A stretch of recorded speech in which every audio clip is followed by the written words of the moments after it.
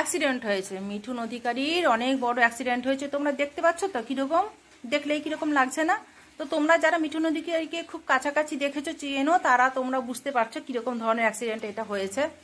তো তোমাদেরকে প্রথমেই গুড মর্নিং জানাই। গোপালকে দেখাচ্ছি, গোপালকে সেবা দেওয়া হলো, দিদি পুজো দিল গোপালকে, আর তারপরে আমরা চা খেতে বসেছি। তো পম্পারি ব্লগে তোমাদেরকে অনেক অনেক ভালোবাসা জানিয়ে আজকে আমি একটা নতুন ভিডিও শুরু করলাম। আশা করি তোমরা যে যেখানে আছো সবাই খুব ভালো আছো, আমরাও ভালো আছি। তো চলো সেই কথাটা বলা যাক। এই যে তোমাদেরকে ভিডিওর প্রথমেই দেখলাম এরকম অ্যাক্সিডেন্ট হয়েছে। তো সেটা হচ্ছে গিয়ে আমি ও বাড়ি থেকে চলে আসার ঠিক 4 দিন পরে নাকি ওর বাসে ধাক্কা লেগে অ্যাক্সিডেন্ট হয়েছে। ওগুলো ফটো আমাকে পাঠানো হয়েছিল। আর দেখো দিদি বাজার থেকে এসেছে, সকালবেলায় তো একবার আমরা চা খেয়েছি, তারপরে দিদি বাজারে গেল, চা খাওয়ার পরে দিদি বাজারে বেরোলো, রোজ যেমন যায় আর কি। রোজ যায় না অবশ্য, রোজ বাজারে যায় না, তো যাই হোক 1 দিন 2 দিন মাঝে মাঝে ফাঁক দেয়। তো আজকে যেটা সুবিধা পেয়েছে এনেছে আর কি।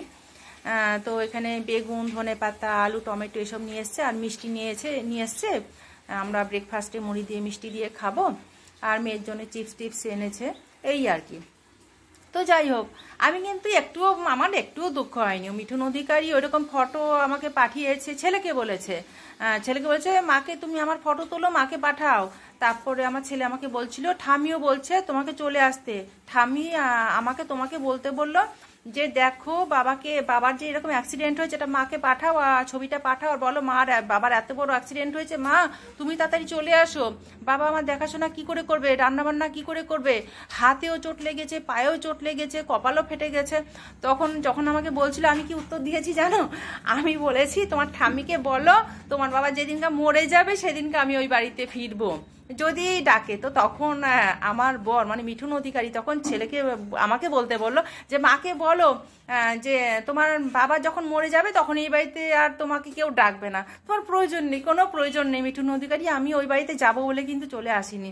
তো যাই কতদিন ধরে দেখো বলছিলাম যে বাচ্চা তো এখানে রয়েছে, আর জামা কাপড় তো অত আনতে পারিনি, 2টো সেট মাত্র শীতের জামা কাপড় এনেছিলাম। তোমাদেরকে বলেছিলাম ভিডিওতে যে আমি বলেছিলাম যে জামা কেন একটা কিনে পাঠালো না, টেডি বিয়ার পাঠাচ্ছে, খেলনা পাঠাচ্ছে। তো সেই নিয়ে তো তখন বলেছিল যে পাঠাবো না, আমার যেটা ইচ্ছা করবে সেটা পাঠাবো, আর যেটা ইচ্ছা করবে না সেটা পাঠাবো না, ওর মত মর্জি অনুযায়ী। তো তোমাদেরকে তো সমস্তটাই ভিডিওতে ছাড়ি, তো আমার শ্বশুরও দেখে, আমার বড় দেখে ভিডিও।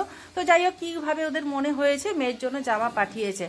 তো জামাটাকে তো খুললাম, খুলে মেয়েকে দেখালাম, মেয়ে কিন্তু খুবই খুশি হয়েছে। বাচ্চা মানুষ নতুন যা জিনিস পায় তাতেই খুশি হয়। তো যাই হোক এটা ওর একটা কাজের জিনিস হয়েছে। হ্যাঁ খুলছি, দাঁড়াও খুলে দেখাচ্ছি। কাট করবো বলে মা, কাট কর। জানা বার্থডে কেক কাটা হলো, দাও ছবি লেগে যাবে। হ্যাপি টু ইউ, এটা হ্যাপি টু ইউ হচ্ছে। এটা জামা সুন্দর আছে, মানে এইটা জামা সুন্দর আছে। দাঁড়াও লিটল মিস, এটা নাম little miss, happy birthday cake না যেটা লিটল মিস। এই যে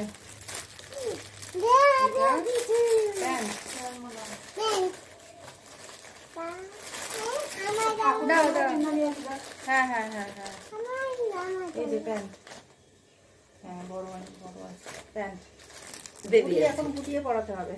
তোমার মুখে এক্সপ্রেশনটা দেখুক। ও এইটা সোয়েটার, বাহ সোয়েটারটা খুব সুন্দর হয়েছে। হ্যাঁ তোমার, হ্যাঁ ঠিক আছে, গায়ে মাপ ঠিক আছে, ভালো বড় হয়েছে, গা ঢাকা থাকবে, ভালো হয়েছে, সুন্দর হয়েছে। আর এইটার সাথে এই প্যান্টটা মানাবে, এইটার সাথে এই প্যান্টটা মানাবে। হ্যাঁ তোমার, আমার না কিছু, এইটা নিতে পারি, এটা আমার হতো, এটা নিয়ে নি মামা, আমি এটা আমার গায়ে হবে, মা এটা আমার গায়ে হবে। তো সুমি মাসি করতে আমি নেবো না, তো সুমি মাসিকে দিয়ে দিই। সুমি নেবো না, আচ্ছা এই প্যান্টটা আমার হয়ে যাবে। দেখো এই প্যান্টটা কিন্তু বেশ বড় আছে সাইজে, এইটা আমার হয়ে যাবে, তাই না? মামা এইটা আমার, মামা এইটা আমার, এইটা আমার, হ্যাঁ তোমার বলে রাজি হয়ে গেল, বলে হ্যাঁ তোমার। সোয়েটারটা তো মেয়ের খুব পছন্দ হয়েছে, মানে শীতের ফ্রক আর কি, এটা উলের ফ্রক, তো খুব পছন্দ হয়েছে, সে কারণে ওকে আমি পরিয়ে দিলাম। আর ওকে পরানোর পরে দেখতে কেমন লাগছে সেটাও সবার দেখাচ্ছিল, ওর বাবা পাঠিয়েছে, ওর বাবাও দেখুক ভালো লাগছে, মেয়েকে ভালোই লাগছে জামাটাতে। ও খুব খুশি হয়েছে।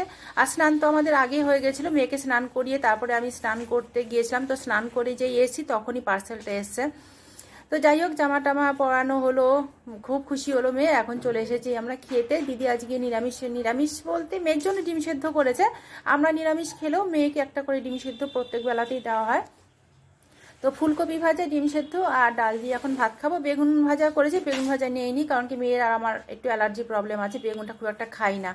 আর খাওয়া দাওয়া কমপ্লিট হতেই নিচে চলে এসেছি। জিজ্ঞাসা করবো আমাকে রোজ ভাত খেয়ে আসার পরে জিজ্ঞাসা করে, বাম্মা ভাত খেয়েছো?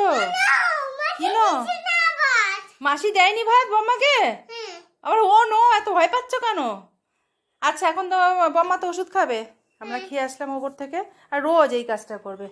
আমি যেই ওষুধটা বার করবো বলে আমাকে দাও আমাকে দাও, সব ওষুধ শেষ হয়ে গেছে। এই এখন একটা ট্যাবলেট আছে, ভিটামিন ট্যাবলেট, আর এই পাফটা দেই। তো ও কি করে এরকম রোজ এরকম করবে যে আমি তোমার মুখে ঢুকিয়ে দেবো। আগে তো প্রথম কয়েকদিন হাতে দিত, এখন হা করে মুখের মধ্যে বমার মুখে ঢুকিয়ে দেবে। আবার জলটা ঢুকিয়ে নাকে মুখে না জল লাগে, দেখেছো?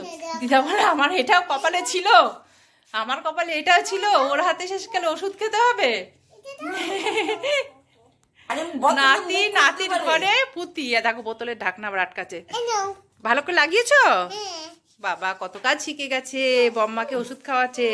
দিদার নাতির ঘরে পুতি, আর এই পুতির হাতে দিদা ওষুধ খাচ্ছে। দেখো দিদার কিন্তু এটা কপালে ছিল, নাতিনের ঘরে পুতি। তো চলো এখন আমরা ঘুমো করবো। গুড ইভিনিং ফ্রেন্ডস, এখন বাজে সন্ধে 6:30। ছাদে চলে আসলাম। আর দিদির খিদে পাচ্ছিল খুব, সেই জন্য দিদি চিড়ে ভাজা করেছে।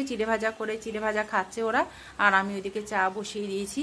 তো মিঠুন অধিকারী যে আমাকে ওইভাবে অ্যাক্সিডেন্ট হয়েছে ওইরকম ফটো পাঠিয়েছিল, তাতে তো তোমাদেরকে আমি বললামই যে আমি কি উত্তর দিয়েছি। যখন ওই সমস্ত দেখে আমি ভোলার নয়, বা আমার অত দুঃখ আসে না, অত পীড়িতি আমার নেই বাবা ওই মানুষটার প্রতি, যা ব্যবহার করেছে আমার সাথে। আর সমস্তটাই ফলস। 1 মাস পরেই ব্যান্ডেজ খুলেছে, কোনো চিহ্ন নেই। এত বড় অ্যাক্সিডেন্ট হয়েছে তার কোনো চিহ্ন মাত্র নেই। আর ব্যান্ডেজ খুলতেও কখনো দেখা যায় না, যে খুলেও তো ব্যান্ডেজ অবস্থায় যখন দেখি যে ব্যান্ডেজ খুলেও কতটা আঘাত লেগেছে সেটাও তো দেখাতে পারতো। দেখাবে কি করে? সমস্তটাই তো নকল। আর ওরা যে কতটা অভিনয় করতে পারে সেটা আমি 14 বছর ওই বাড়িতে ছিলাম, আমার থেকে বেশি কেউ বলতে পারবে না। কি সুন্দর গন্ধ বেরোচ্ছে। 9:40 বাজে, রান্নাঘরে উঠে আসলাম খাওয়া দাওয়া করতে।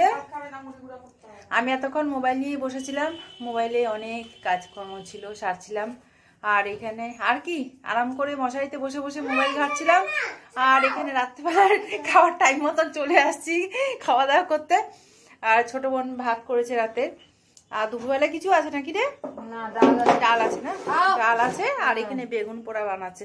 ও আবার টুল এনে দাঁড়িয়েছে, দেখো দেখবে বলে, ও চোখ যাচ্ছে না বলে দেখবে বলে ও টুল এনে দাঁড়িয়েছে। দেখো কাণ্ড, গন্ধ কি ভালো লাগছে, জিভ দিয়ে একদম জল চলে আসছে। ধনেপাতা কুচি, পেঁয়াজ কুচি, কাঁচা লঙ্কা কুচি, বেগুন পোড়া করা হবে। ওর ডিম সেদ্ধ এ বাবা, শুধু বেগুন পোড়া নয় গো, তার সাথে টমেটো আছে। ওই দেখো যা হবে না আজকে মাখাটা, দারুণ দারুণ। মুড়ি গুঁড়ো করছে দিদার জন্য, দিদা দুধ দিয়ে মুড়ি গুঁড়ো খাবে, দিদার রাতের খাবার এটা। এই দেখো, যেখানে যে যা কাজ করবে ও তার মুখটাকে ঢুকিয়ে দেবে, দেখেছো? তো বন্ধুরা, ভিডিওটা আজকে এখানেই শেষ করছি, অনেকটা বড় হয়ে গেল। তো তোমরা সবাই সুস্থ থেকো, ভালো থেকো, সাবধানে থেকো। আর যদি আমার ভিডিওটা ভালো লাগে অবশ্যই কিন্তু একটা লাইক করো। আর যারা নতুন আমার ভিডিও দেখছো, যদি আমার ভিডিও ভালো লাগে অবশ্যই চ্যানেলটাকে সাবস্ক্রাইব করে দিয়ে আমার পাশে থেকো। তোমাদের সকলকে জানি অনেক অনেক ভালোবাসা। আবার ফিরে আসবো নতুন একটা ভিডিওর সাথে। ততক্ষণ পর্যন্ত টাটা।